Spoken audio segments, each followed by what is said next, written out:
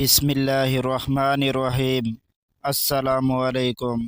حضرت عبداللہ بن عمر بن خطاب رضی اللہ عنہ فرماتے ہیں کہ میں نے رسول اللہ صلی اللہ علیہ وآلہ وسلم کو ارشاد فرماتے ہوئے سنا کہ سابقہ امت میں 3 آدمی تھے۔ وہ ایک دفعہ کہیں چلے جا رہے تھے کہ دوران سفر ان کو ایک غار میں رات گزارنا پڑی۔ چنانچہ وہ تینوں ایک غار کے اندر داخل ہو گئے۔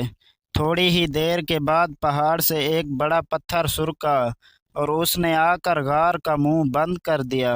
سب کہنے لگے کہ اس پتھر سے نجات اور خلاصی کی یہی صورت ہے کہ ہر آدمی اپنے نیک اعمال کا اللہ تعالیٰ کے سامنے وسیلہ پیش کر کے دعا کرے۔ چنانچہ ان میں سے ایک آدمی نے یوں دعا شروع کی کہ اے اللہ، میرے بوڑھے ماں باپ تھے، میں ان سے پہلے اپنے بچوں کو دودھ نہیں پلاتا تھا۔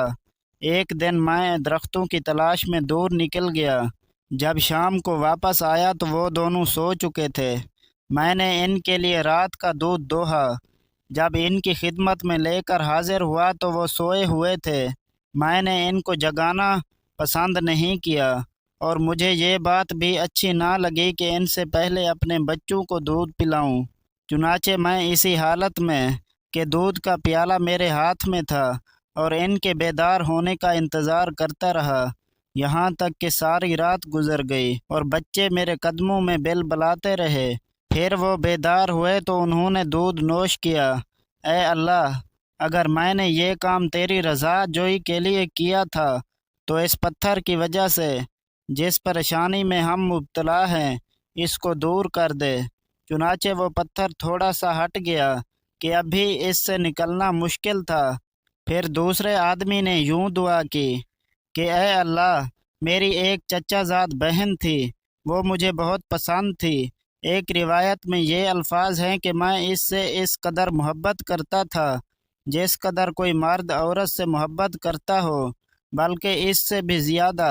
ایک دن میں نے اس سے برائی کا ارادہ کیا تو وہ نہ مانی، حتیٰ کہ وہ قحط میں مبتلا ہوئی تو میرے پاس آئی۔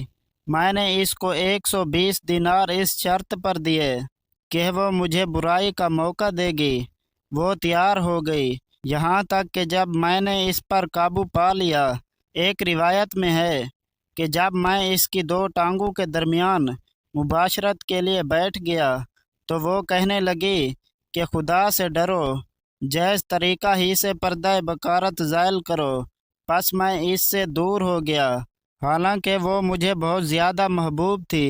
اے اللہ، اگر میں نے یہ کام تیری خوشنودی کے لیے کیا تو اس مصیبت سے ہمیں نجات دے دے جس میں ہم سب مبتلا ہیں۔